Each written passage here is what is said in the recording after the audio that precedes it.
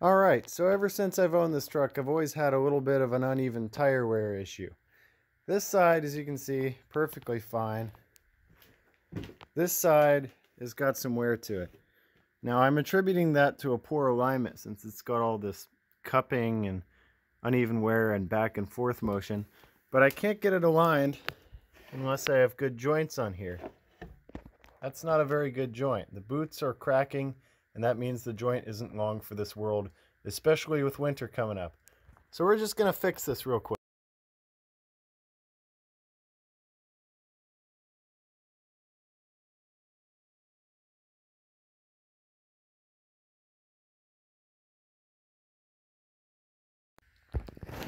So that wasn't the most effective method, and probably the most destructive as well.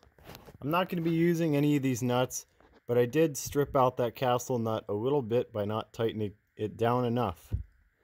What I'm going to do is pull out the pickle fork and use that instead. Right tool for the right job.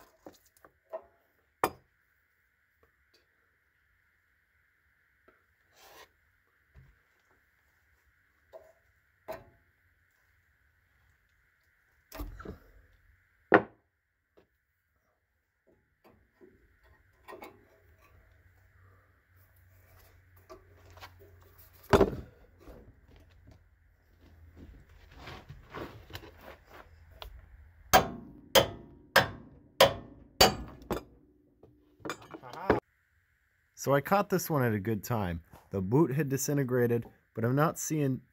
Okay, maybe I am seeing just a little bit of sediment in here. Yeah, there's more sediment in here than I'd want. But fortunately, this still works pretty good. So I probably would have had a few thousand miles left in it if I would have aligned it. But why not do it right and then get it aligned and leave it for a while. This is what I didn't want to touch. This holds all the suspension at the exact symmetry that it is set for to be aligned properly. Now, it's not aligned properly right now, but at least it drives straight. So that means I'll be able to take it to a tire shop without being unsafe. And I want to be safe on my drive downhill. From the mountains to the tire shop, it's about a 40-minute drive. So I want all the rigidity I can possibly get.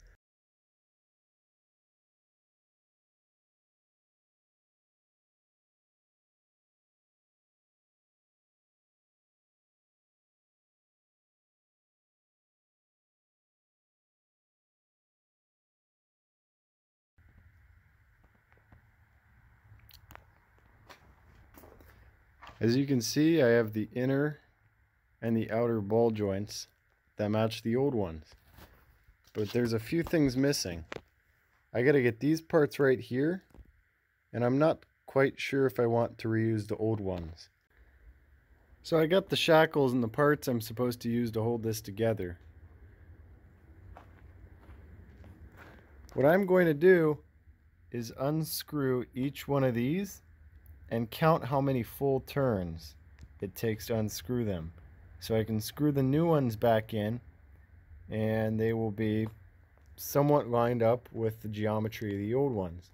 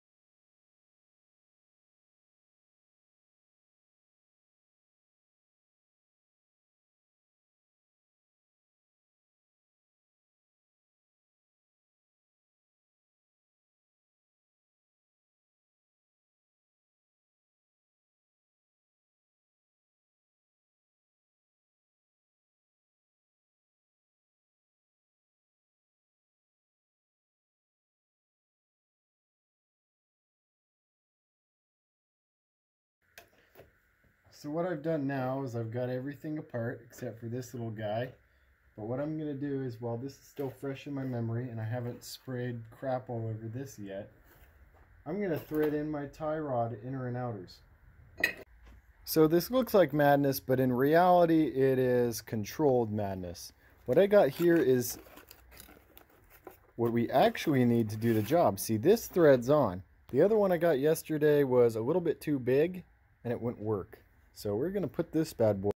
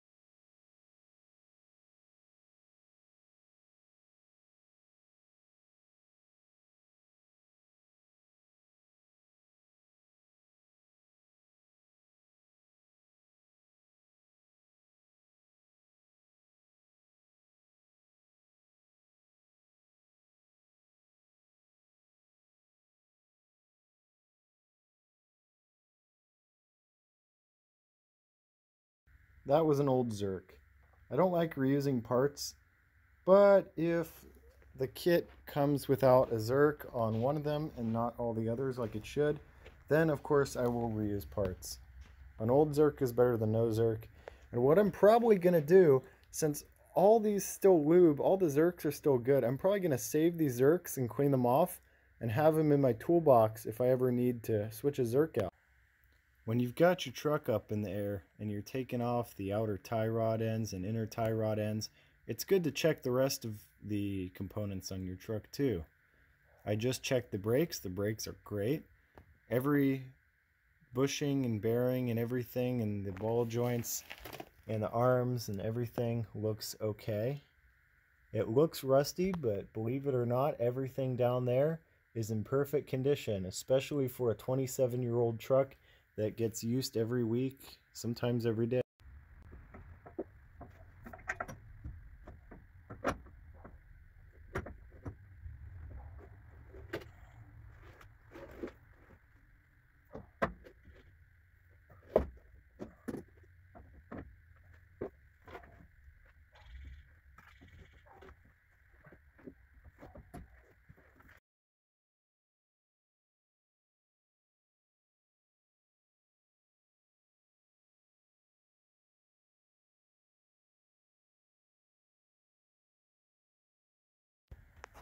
Alright, so that went a little bit easier than I thought it would. Everything looks really great under here. All I have to do is tighten down all these castle nuts to spec, and then I will put my cotter pins in so they don't loosen up. The reason the cotter pins are in here is so these castle nuts don't back out, because this suspension is going to be moving around a lot. Back and forth, jiggling everything around, and the last thing you need is a bolt to come out on your steering.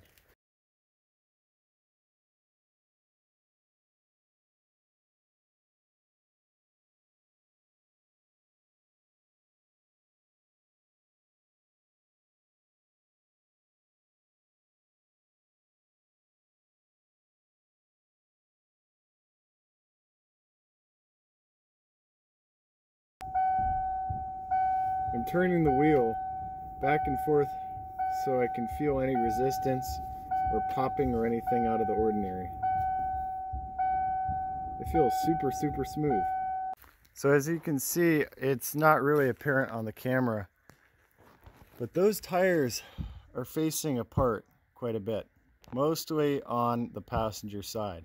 So I'm going to go under there real quick, jack that one side up, and go under there real quick and tighten up that one side.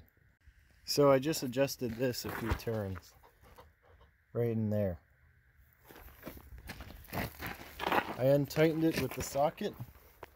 And I took my hand and I rotated it like that. It spun real easy because I put my lithium grease on there. And that's kind of how the alignment shops do it. You take it into a shop, they set it up to a like a computer measuring system, and the techs loosen these two up and twist this in or twist that out.